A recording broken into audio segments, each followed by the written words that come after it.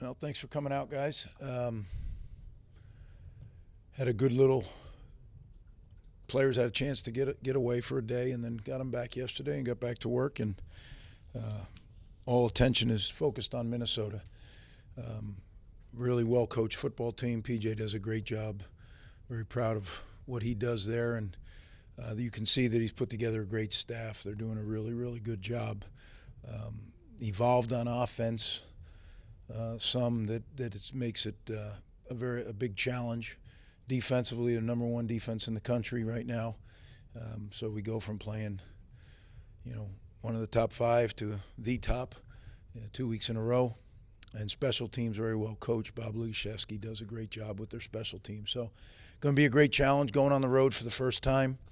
I enjoy that, getting your team together. It's going to make for a very, very competitive week of practice. We have 74 slots by the Big Ten rules, and we've been using and had more guys up than 74. So there's unfortunately some guys are going to not make the plane, but that'll all be determined in practice. So with that, I'll open it up for questions. Moses and Colin didn't finish the game. Do you have an update on them? And if they can't go, who would kind of rise up and take their spot? Yeah, that'll go on Saturday, on the availability report. Nathan's obviously played Minnesota last year, so it's not the first time facing his old team. But going back there, I'm sure there's going to be some extra emotions in there. I guess, how do you kind of feel like he'll handle that, and how do you kind of keep him from getting too distracted by anything going on? Yeah, I think Ethan's really matured quite a bit since he arrived here. I think he's going to be totally focused on playing the football game, being the quarterback that he's capable of being, and running our offense. And certainly he played there, so there's he still knows guys on the team. It's going back to the stadium that he started his career in, but I think that all fades away very quickly, and what it becomes is a really, really challenging defense that we have to be able to move the football on. So that's where certainly Ethan, he's a grown man now. He's gonna approach it that way.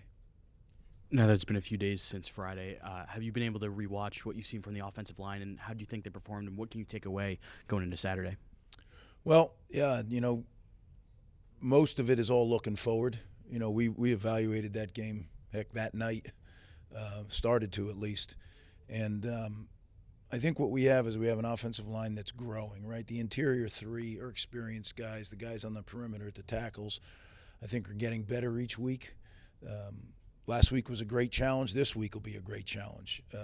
Their defense at every level has premier players and then a bunch of really good players. But when you look number 0, I think Smith's his name, he really gets after the passer. So he's someone you really got to be aware of. The linebacker number 6, Baranowski, is very, very active. And then Coy Parrish in the back end is one of the best in the country. So they have, like I said, stars at each level of the defense, and then a really, really good supporting cast around them. And that's why they're number 1 in the country, I'm sure. There's not much tape on the quarterback for Minnesota, Lindsey, but what have you seen in the early preparation for him? Yeah, I mean, we know about him, right? He redshirted. He's been in their system. He knows the system well. Now it's his turn. Very good quarterback. You can see, why they're so high on him. He's got all the skills. He's got a big, big arm. He's a big man. He's 230 pounds, 6'5". He's not easy to get down.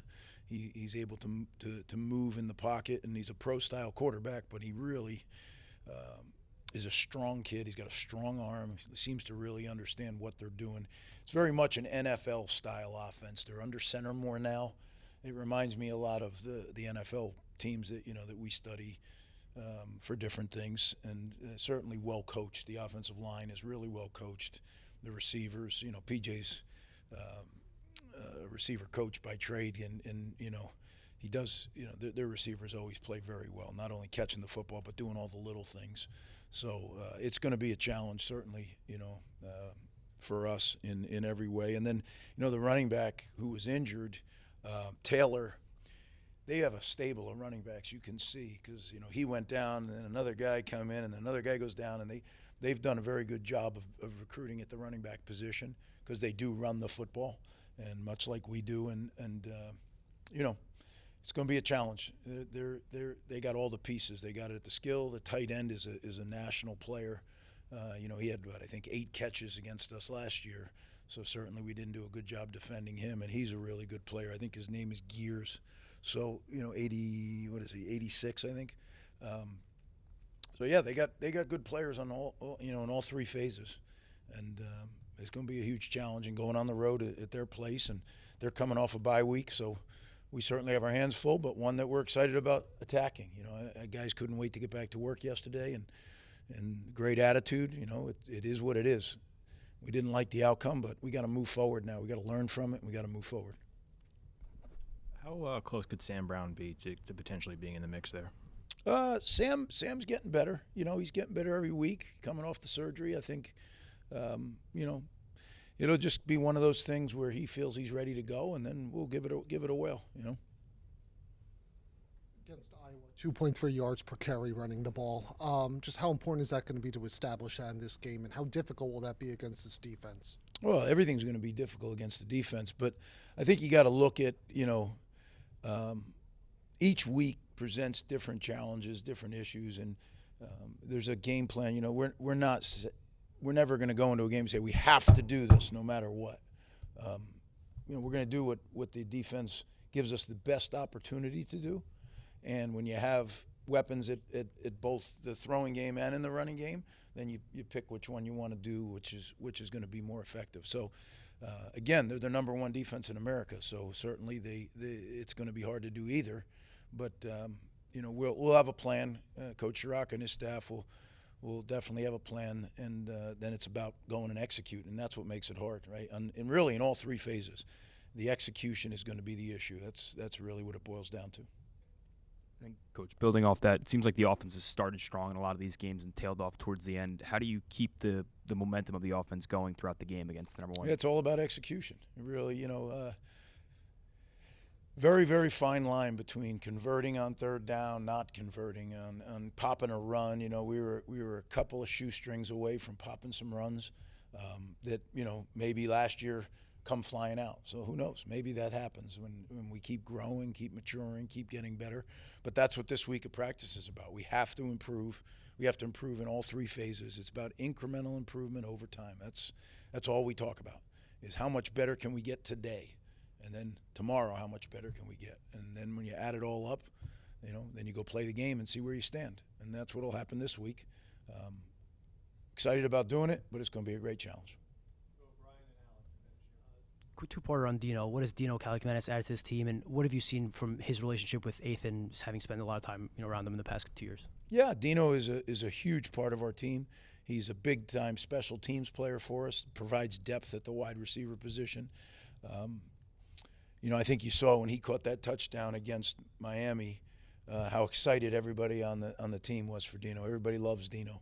And, certainly being the quarterback's brother could be difficult for some, not for him. I mean, he loves his brother. He loves this team. He is all about Rutgers football, and I love coaching him. And I get to coach him a lot because he's involved in a lot of the special teams. So, fun guy to be around.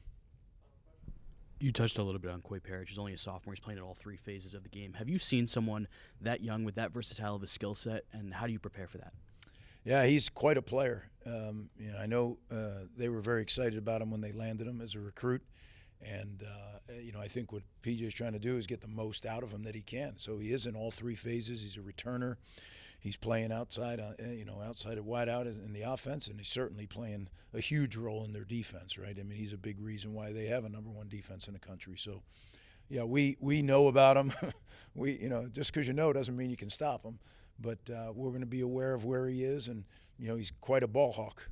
And if you're not careful, he'll go rip it out of the sky. So we got to make sure, the ball is so critical in the success of each and every week. So we put a huge premium on it, and this week will be no different. Again, guys, thanks for covering us. Appreciate you for coming out.